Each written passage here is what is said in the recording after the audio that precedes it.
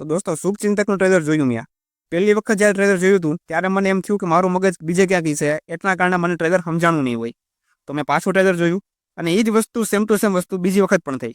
મતલબ ટ્રેલરમાં આપણને બધું બતાવીને આપણને અજાણ્યા રાખ્યા હોય ને એવી ફિલિંગ આવે છે કે શું કહેવા માગે છે ભાઈ, એ આપણને ખબર પડવા નથી દીધી. એના વિશે આપણે આ વાત કરવાની છે આજના વિડીયોમાં.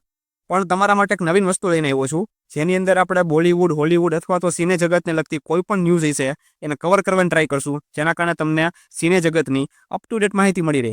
તો સૌથી પહેલી ન્યૂઝ એ છે કે ભૂલચૂકમાં પિક્ચર રાજકુમાર રાવનું, જે પહેલાં 9 તારીખે આવવાનું હતું, એની તારીખ પોસ્ટપોન થઈને 16 તારીખે ઓટીટી પર આવવાનું હતું. હવે ઓટીટીમાંથી પણ એ લોકો પોસ્ટપોન કરીને પાછું થિયેટરમાં નાખે છે 23 તારીખે. મતલબ એના કોન્સેપ્ટની જેમ જ આપણને ભૂલામણીમાં ગુમાવી દીધા છે. બીજી ન્યૂઝની આપણે વાત કરીએ છીએ તો કરાટે કિડ લીજેન્ડ નામની ચાઇનીઝ પિક્ચર આવે છે, જેનું હિન્દીમાં ટ્રેલર રિલીઝ થઈ ગયું છે અને એમાં વોઇસ ઓવર આપ્યું છે યુગ દેવગન અને અજય દેવગન, મતલબ બાપ દીકરાની જોડી છે. યુગ દેવગનનું તો આપણે હાલો સમજીએ, પણ જેકી ચેનના અવાજમાં અજય દેવગનનો વોઇસ ઓવર કાંઈ જામ્યું નહીં બહુ. તમને કેવું લાગ્યું મને કોમેન્ટ કરીને કહેજો. અને દોસ્તો હવે વાત કરીએ છીએ આપણે મુદ્દાની, શુભચિંતકના ટ્રેલરની. ટ્રેલરમાં દોસ્તો સ્ટોરી આપણે સમજવાની ટ્રાય કરું તો તમને સ્ટોરીમાં ખાલી એટલું જ કહીશ કે માનસી પારેખ, કે જેમાં લીડ એક્ટ્રેસના રોલમાં છે, એના ભાઈનું મર્ડર થઈ જાય છે અને એનો બદલો લેવા માટે એ એમ નક્કી કરે છે કે ભાઈ જેને પણ માર્યો છે એને હું મૂકીશ નહીં. હવે એ કરવા હાટું એ એક હની ટ્રીપ બિછાવે છે અને હની ટ્રેપની અંદર પછી એ એને ફસાવવાની ટ્રાય કરે છે. પણ હવે આ વસ્તુ કઈ રીતે બતાવવાની ટ્રાય કરશે આપણને, એ તો આપણને ટાઈમ આવશે ત્યારે જ ખબર પડશે. બાકી ટ્રેલરની અંદર આપણને કશી ખબર પડતી નથી. મને તો એટલી પેડી જ નથી, કારણ કે એટલી જ વસ્તુ પેડી ખબર કે હની ટ્રેપ છે અને મર્ડર છે.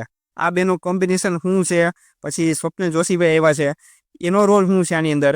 દીપ વૈદ્યા સમજે આપણે કે દીપ વૈદ્યાનું કામ કોમેડીનું હોય છે અને એ એમાં કરતા પણ જોવા મળે છે. તો બાકીના કેટલા એંગલ આની અંદર છે એ આપણને જોવાનું થશે. સૌથી વધારે ઇમ્પ્રેસ કર્યો હોય ને મને ટ્રેલરમાં તો એનું મ્યુઝિક છે. આઉટસ્ટેન્ડિંગ મ્યુઝિક છે, મતલબ ફાયર છે. કારણ કે જે રીતે એનું મ્યુઝિક પાછળ જે વાગે છે ને ભાઈ, એમ લાગે છે કે આપણે કોઈ પ્રો બોલિવૂડની પિક્ચર જોઈએ છીએ કે જેની અંદર ટોપ ક્લાસનું મ્યુઝિક હોય એમ. તો મ્યુઝિક સેક્શનમાં તો ડેફિનેટલી મને આ લોકો ઇમ્પ્રેસ કર્યો છે. ઉપરથી આ પિક્ચરના ડાયરેક્ટર છે નિસર્ગ વૈદ્યા, જેને આની પહેલાં હરિયો મરી નામની પિક્ચર બનાવી હતી અને પિક્ચરનો કોન્સેપ્ટ અને પિક્ચર બે સારી હતી. તો એ પ્લસ પોઈન્ટ છે આ પિક્ચરનો. અને ત્યાર પછી બીજી વસ્તુ એક એ છે કે સોલ સૂત્રા અને આરડી બ્રધર્સ આ બે ભેગા મળીને પિક્ચર લઈ આવે છે, જેને આની પહેલાં જમકોઈ પિક્ચર બનાવી હતી. તો એ પણ એક પ્લસ પોઈન્ટ છે કે એડિક્ટિવ પિક્ચર બનાવે છે આ લોકો. પણ હવે જોવાનું એ છે કે આ કોન્સેપ્ટની અંદર આ પિક્ચર કેટલું સફળ થાય છે. અરે શુભચિંતક નામ શું કામ રાખ્યું ને, એ તો મને લાગે પિક્ચર જોવું ને પછી કદાચ ખબર પડશે, કારણ કે ટ્રેલરમાં તો આપણને કાંઈ ખબર પડી નથી. અને ટ્રેલરના લાસ્ટમાં જે ગીત વાગે છે ઘોર અંધારી રે, એનું ઓફિશિયલ વર્ઝન રિલીઝ થઈ ગયું છે, જે તમને સોળ સૂત્રાની ઓફિશિયલ યુટ્યુબ ચેનલ પર જોવા મળી જશે. તો તમે ત્યાં જઈને એને ચેક કરી શકો છો.